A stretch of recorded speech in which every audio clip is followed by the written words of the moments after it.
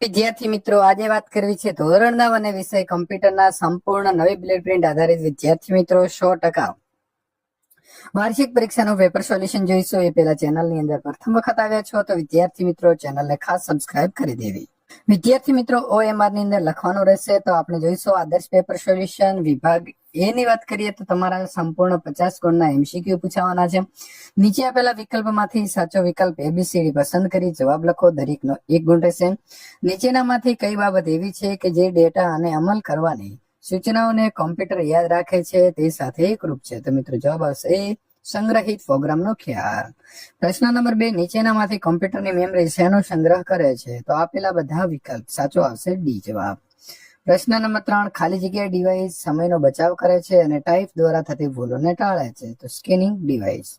GUI નું પૂરું નામ શું છે? તો ગ્રાફિકલ યુઝર ઇન્ટરફેસ. એટલે જવાબ આવશે સી. પ્રશ્ન નંબર 5, કમ્પ્યુટર કાર્ય કરાવવા માટે ડેટા અને સૂચનાઓને આપવામાં જરૂર રહે છે જેને ખાલી જગ્યા કહે છે? તો input. Scanner, OCR, barcode reader, MICR એ ખાલી જગ્યાના ઉદાહરણ છે? તો સ્કેનિંગ ડિવાઇસના. પ્રશ્ન નંબર 7, કીબોર્ડ નીચેનામાંથી કયા ખ્યાલ ઉપર કાર્ય કરે છે? તો બી ટેક્સ્ટ. નંબર 8, ટાઈપ કરવાના બદલે કોમ્પ્યુટર સ્ક્રીન ઉપરથી અમુક વિગતોની સીધી પસંદગી બટન વડે કરવાનું કાર્ય ખાલી જગ્યા દ્વારા કરી શકાય છે? તો પોઈન્ટ એન્ડ ડ્રો ડિવાઇસ દ્વારા. પ્રશ્ન નંબર 9, નીચેનામાંથી કઈ મેમરીનો ઉદ્દેશ્ય પ્રોસેસરની ઝડપ વધારવાનો છે? તો સી કેશ મેમરી. રેમનું પૂરું નામ શું છે? તો હશે રેન્ડમ એક્સેસ મેમરી. જવાબ આવે છે એ. પ્રશ્ન નંબર 11, કોમ્પ્યુટરમાં ઇમેજના પિક્સેલ શોધવા માટેના ઇમેજની પહોળાઈ અને ઊંચાઈના પિક્સેલનો ખાલી જગ્યા કરવામાં આવે છે? તો ગુણાકાર. 1024 MB એટલે કે મેગાબાઇટ્સ બરાબર ખાલી જગ્યા GB થાય તો 1 GB થશે. નીચેનામાંથી કયો મેમરી સંગ્રહ કરવા માટેનો એકમ નથી? તો AB ઓક્સાબાઇટ. એવો કોઈ મિત્રો વિકલ્પ નથી.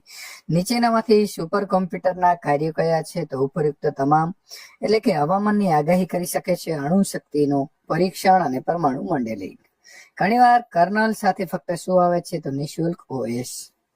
જો એકથી વધારે ઓપરેટિંગ સિસ્ટમ પ્રસ્થાપિત કરેલી હોય તો મશીન ચાલુ કરતા જ ખાલી જગ્યા નામનો પ્રોગ્રામ ઓપરેટિંગ સિસ્ટમની પસંદગી દર્શાવે છે? તો બૂટ મેનેજર.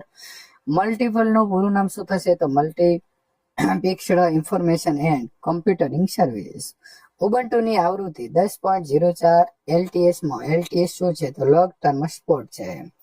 જીનોમ ટર્મિનલ શરૂ કરવાની રીત કઈ છે? તો મિત્રો A અને B બંને સાચા છે, એટલે સાચો જવાબ જે છે તે મિત્રો આપણો આવશે સી.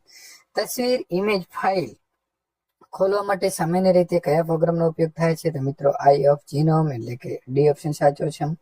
તસવીરમાંથી અમુક ચોક્કસ ભાગને કાપીને અલગ કરવાની ક્રિયાને શું કહેવાય? તો એને ક્રોપિંગ કહેવાય. ઓબ્જેક્ટની નકલ એટલે કે કોપી કામચલાઉ રીતે ક્યાં સાચવવામાં આવે છે? તો ધ ક્લિપબોર્ડની અંદર. મિત્રો ન્યુટ્યુલસની અંદર નીચેનામાંથી કયું દ્રશ્ય એટલે કે વ્યૂ આપણને ઊભી હરોળમાં શીર્ષક એટલે કે કોલમ હેડિંગ ઉપર ક્લિક કરીને ફાઇલોની ગોઠવવાની એટલે કે શોર્ટ કરવાની છૂટ આપે છે? તો લિસ્ટ વ્યૂ. એટલે કે સાચો જવાબ આવે છે બી. મિત્રો અહીં છે જેડિટમાં છેલ્લી ક્રિયાને અસરને દૂર કરાવે એટલે કે અન્ડુ કરવા માટે ટૂંકો રસ્તો એટલે કે શોર્ટકટ કઈ છે? તો જવાબ આવશે સી Ctrl+Z. લખાણના વ્યાકરણ ચકાસવા માટે નીચેનામાંથી કયા મેનુમાં જવું પડે છે? તો ટૂલ્સ. પ્રશ્ન નંબર 26, નીચે પૈકી કયા સાધનમાં જરૂર મુજબના ચિહ્નો કે અક્ષરો માટે ખાલી જગ્યા છોડી તેને પછી પેનથી લખવા પડતા હતા? તો ટાઈપરાઇટર. શબ્દોની જોડણી ચકાસવા માટે કમાન્ડ રાઇટના કયા મેનુમાં હોય છે? તો ટૂલ્સમાં. પ્રશ્ન નંબર 28, પસંદ થયેલા લખાણ જુદા બેકગ્રાઉન્ડ કલરમાં દેખાવાના લીધે બાકીના લખાણ કરતા જુદું તરી આવે છે.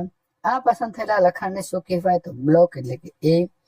કોઈ અક્ષર ઉપર કર્સર રાખી 3 વાર ક્લિક કરતા નીચે પૈકી શું દેખાય છે? તો આખું વાક્ય જે છે તે મિત્રો સિલેક્ટ થશે. પ્રશ્ન નંબર 30, નીચેનામાંથી કઈ ક્રિયા દ્વારા દસ્તાવેજને જે તે ક્રિયા કર્યા પહેલાના મૂળ સ્થિતિમાં લાવી શકાય છે? તો રીડો. એટલે કે એ. ઉભો બ્લોક બનાવવા માટેની કઈ કી રોગલ સ્વિચ જેવું કામ કરે છે? તો જવાબ આવશે બી Alt+Shift+F8. કોઈ પણ ક્રિયાને પુનઃ એટલે કે રીડુ કરવા માટે શોર્ટકટ કી કઈ છે? તો Ctrl+Y. પ્રશ્ન નંબર 33, કોષ્ટકની રચનાને સમજાવવા માટે નીચે પૈકી કયા કાર્યનો સમાવેશ થાય છે? તો આપેલા તમામ. પ્રશ્ન નંબર 34, પ્રિન્ટ ડાયલોગ બોક્સમાં દર્શાવતા 5 વિકલ્પો કયા છે? તો C printer, properties, print range, copies અને ઓપ્શન. ઇમ્પ્રેસની અંદર કેટલી પૂર્વ નિર્ધારિત સ્લાઇડ માસ્ટર ઉપલબ્ધ હોય છે? તો 28. પ્રશ્ન નંબર 36, એક સ્લાઇડ અથવા સ્લાઇડોના સમૂહ પર એક સાથે કામ કરવું હોય તો સામાન્ય રીતે કયું દ્રશ્ય જે છે તે ઉપયોગી છે? તો જવાબ આવશે ડી, સ્લાઇડ સોર્ટેડ વ્યૂ. પ્રશ્ન નંબર મિત્રો 37, એક પાના ઉપર કેટલી સ્લાઇડ છાપી શકાય તે માટે પાન રચના એટલે કે પેજ લેઆઉટ ગોઠવવા માટે સામાન્ય રીતે કયું દ્રશ્ય ઉપયોગમાં લેવાય છે? તો આવશે હેન્ડઆઉટ વ્યૂ. પ્રશ્ન નંબર મિત્રો 38, નેટવર્ક દ્વારા જોડાયેલા કમ્પ્યુટરો એટલે કે કોમ્પ્યુટરો વચ્ચે સરળ કાર્ય પદ્ધતિની ખાતરી નીચેનામાંથી કયો પ્રોટોકોલ દ્વારા આપવામાં આવે છે? તો આપેલા તમામ FTP, TCP અને IP. પ્રશ્ન નંબર 39, નીચેનામાંથી કયું સાધન ડીમોડ્યુલેશન નું કામ કરે છે? તો મોડ્યુલેટર. ઈમેલ નું પૂરું નામ શું છે? તો ઇલેક્ટ્રોનિક મેઇલ છે. ઈમેલ સરનામાની નોંધણી એટલે કે રજીસ્ટ્રેશન પ્રક્રિયાને ઘણીવાર કઈ પ્રક્રિયા કહેવાય છે? તો સાઇન અપ. મિત્રો આપણને અહીં એક ઈમેલ આઈડી આપેલી છે અને આની અંદર હોસ્ટ નેમ કયું છે? તો યાહૂ. જંક મેઇલ ને શું કહેવાય છે? અને સ્પામ મેઇલ પણ કહેવાય એટલે કે એ. પરંપરાગત ટપાલ સેવાને વર્તમાન સમયમાં કયા નામે ઓળખવામાં આવે છે? તો સ્નેઇલ મેઇલ. પરંપરાગત ટપાલ સેવાની તુલનામાં ઈમેલ સેવા કેવી છે? તો ઝડપી અને સસ્તી. પ્રશ્ન નંબર 46, નીચેનામાંથી શાને હેન્ડ હેલ્ડ કમ્પ્યુટર તરીકે ઓળખવામાં આવે છે? તો બી, પર્સનલ ડિજિટલ આસિસ્ટન્ટ. પ્રશ્ન નંબર 47, ખાલી જગ્યા કોમ્પ્યુટર બેટરી ઉપર કામ કરતા હોવાથી મુસાફરોમાં લોકપ્રિય છે? તો લેપટોપ.